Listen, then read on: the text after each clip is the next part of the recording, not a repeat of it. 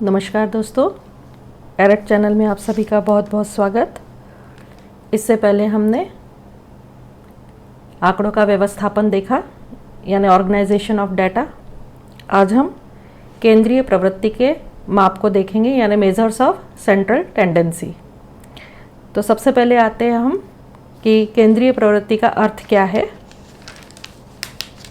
तो केंद्रीय प्रवृत्ति का अर्थ उस माप से है जो एक दिए गए अंक वितरण का सबसे अधिक प्रतिनिधित्व करता है। दूसरे शब्दों में हम ये कह सकते हैं कि यह वह मान है जो अंक वितरण में सबसे अधिक बार आया हो।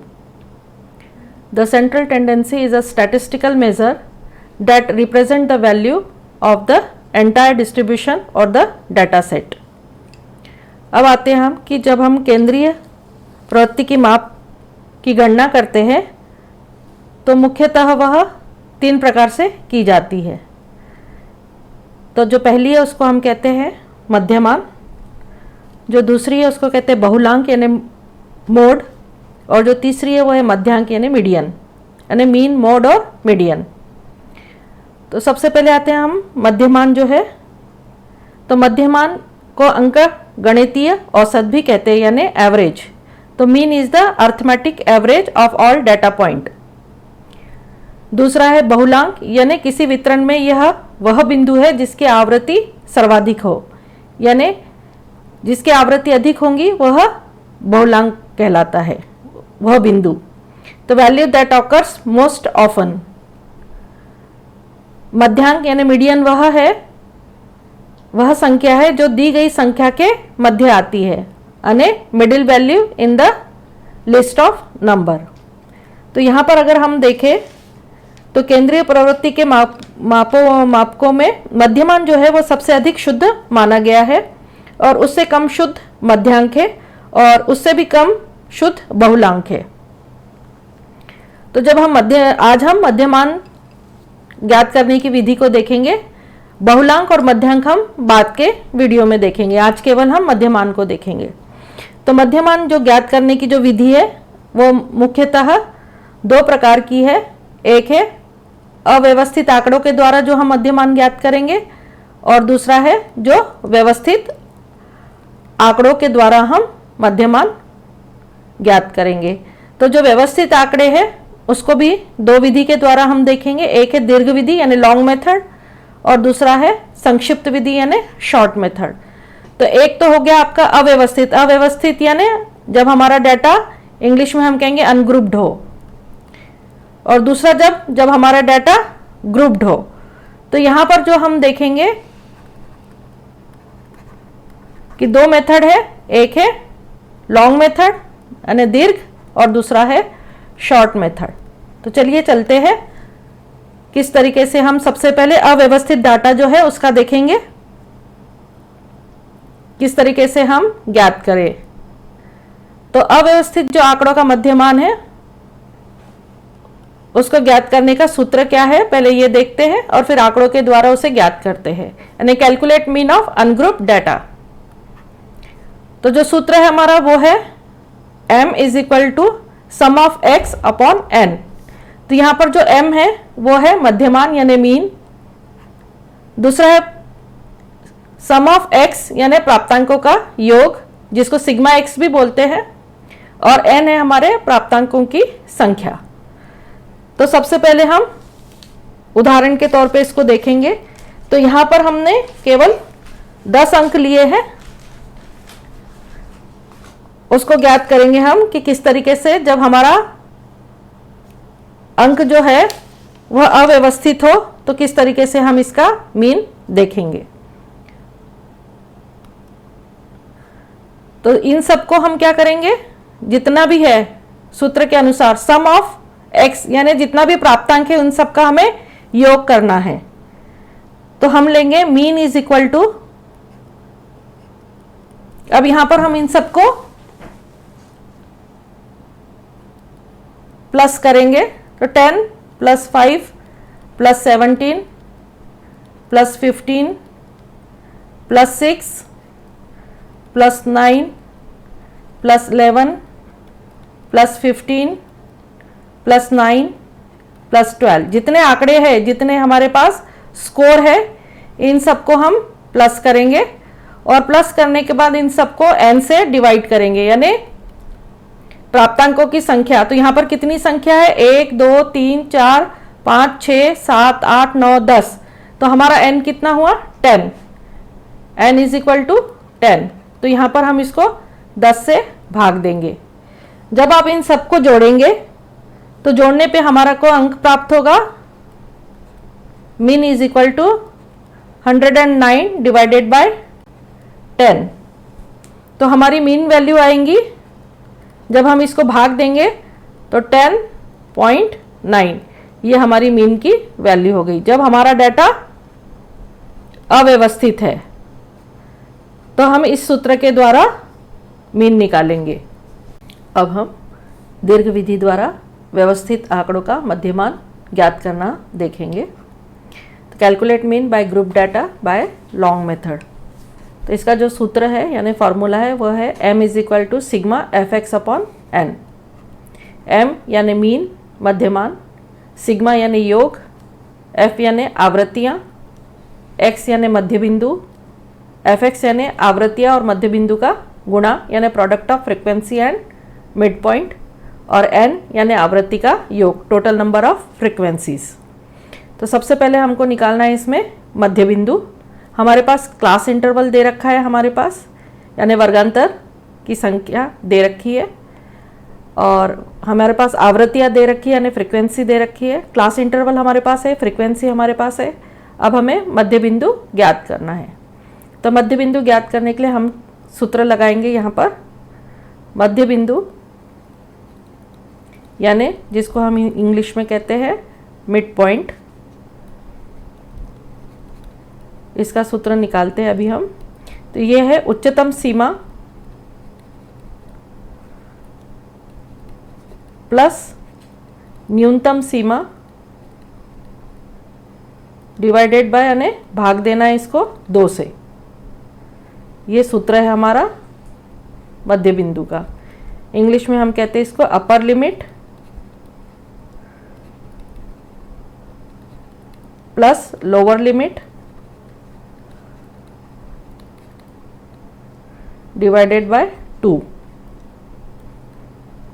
तो अब आते हैं हम हमारे वर्गांतर की ओर। तो यहाँ पर आपने देखा कि ये जो पहला वाला है ये 43 जो है ये इसकी उच्चतम सीमा है और 41 इसकी न्यूनतम सीमा है, और हमें इसका मध्य बिंदु देखना है। तो इसके में फॉर्मूले में हम रखेंगे, इसमें मिड पॉइंट देखना है हमें इसका।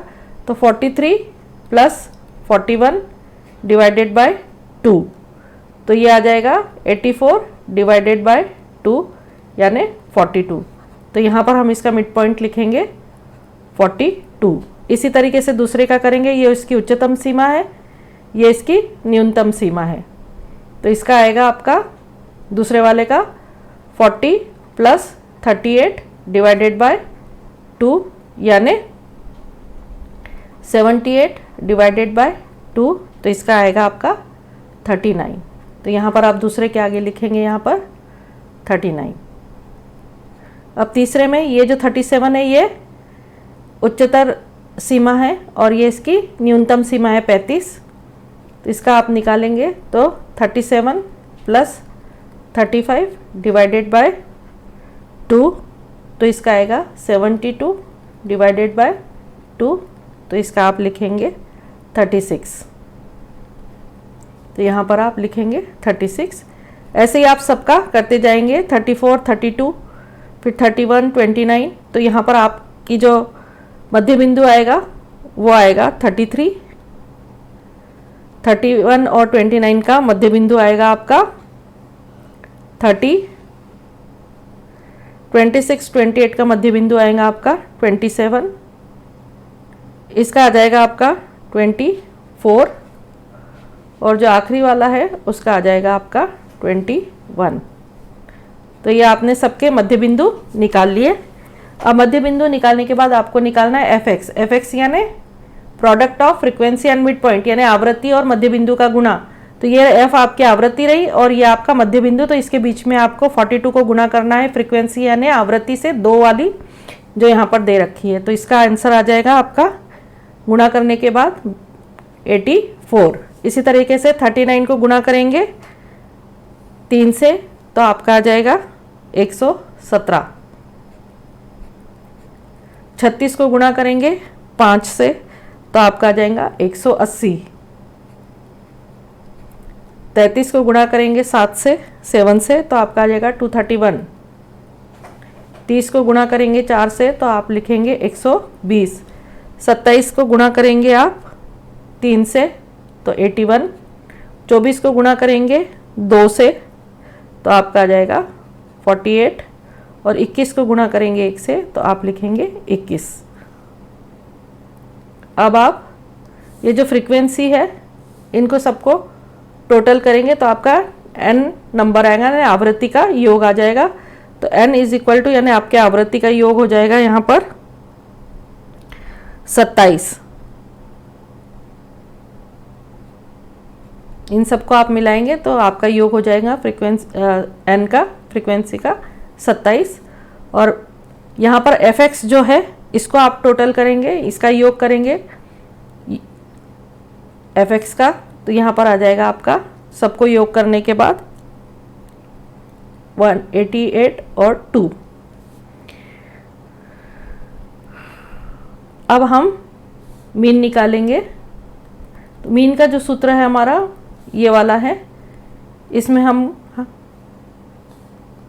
मीन में लिखेंगे sum of fx upon n।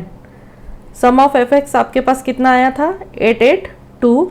तो ये वाला जो है ये fx लिखेंगे आप 882 और n यानी नंबर ऑफ फ्रीक्वेंसी आपकी थी 27।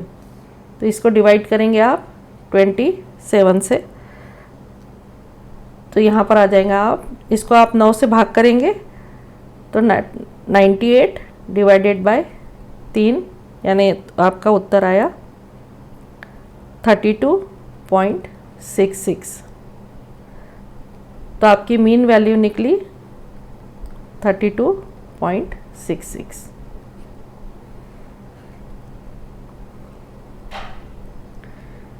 अब आते हैं हम संक्षिप्त विधि द्वारा मध्यमान ज्ञात करना। Calculate mean of group data by short method. इसका सूत्र दे रखा है assume mean is equal to assume mean plus bracket में दे रखा है sum of FD upon n फिर bracket close multiply by class interval. ये इसका सूत्र है संक्षिप्त विधि द्वारा मध्यमान ज्ञात करने का। तो यहाँ पर हमारे पास वर्गांतर दे रखे हैं क्लास इंटरवल, यहाँ पर हमें आवृत्तियाँ दे रखी है फ्रीक्वेंसी और यहाँ पर विचलन दे रखा है और ये आवृत्ति और विचलन का गुणा है। तो सबसे पहले हमें मध्यमान निकालना है कल्पित, एज्यूम मीन निकालना है, कल्पित मध्यमान निकालना है। कल्पित मध्यमान निकालने के लिए हम क्या करेंगे, हम फ्रीक्वेंसी में जो एक बार अवलोकन करेंगे यानी ऑब्जर्वेशन करेंगे कि इनमें सबसे अधिक फ्रीक्वेंसी कौन से वाले क्लास इंटरवल कौन से वाले वर्गांतर में आई हुई है। तो यहाँ सबसे ज़्यादा जो फ्रीक्वेंसी आई हुई है वो है 9 और उसका वर्गांतर जो है वो 28 और 29 के बीच का है। तो हमारा जो कल्पित मध्यमान होगा वो इन दोनों के बीच में होगा 28 और 29 के बीच में। तो हमारा एज्यूम मीन निकलेगा कल्पित मध्यमान दोनों के बीच का अगर हम लेंगे तो हमारा आएगा 28.5। ये हमारा एज्यूम मीन रहेगा। अब एज्यूम मीन निकालने के बाद हमें इसका कल्पित मध्यमान से विचलन देखना है। तो जो सबसे पहले है जो बीच वाला जिसमें हमने कल्पित मध्यमान लिया है उसके ठीक आगे हम यहाँ पे 0 लिखेंगे और जैसे ही हमारे वर्गांतर की संख्या ऊपर बढ़ते जा रही है तो हम +1 +2 +3 +4 लिखेंगे और नीचे वर्गांतर की संख्या घटते जा रही है तो हम -1 -2 -3 -4 ऐसे लिखते जाएंगे। तो यहाँ पर आ जाएगा +1 +2 +3 और +4। ठीक इसी तरह नीचे की तरफ -1 -2 -3 और -4। अब हमें क्या करना है, हमें FD यानी फ्रीक्वेंसी और विचलन, इन दोनों को गुणा करना है। तो 3 गुणा 4, चूंकि प्लस में है तो ये आएगा +12। 4 गुणा 3 तो ये आ गया आपका +12। 5 गुणा 2 तो ये आ गया +10। फिर आ गया आपका 8 गुणा 1 तो ये हो गया +8। 9 को आप गुणा करेंगे 0 से तो आपका आएगा 0। 1 को करेंगे गुणा 8 से तो -8, चूँकि ये माइनस है इसलिए ये -8 हो जाएगा। ये हो जाएगा 2 को गुणा करेंगे -2 से 6 को तो ये हो जाएगा -12। 3 को गुणा करेंगे 5 से माइनस जो 3 है उसको तो ये आ जाएगा -15।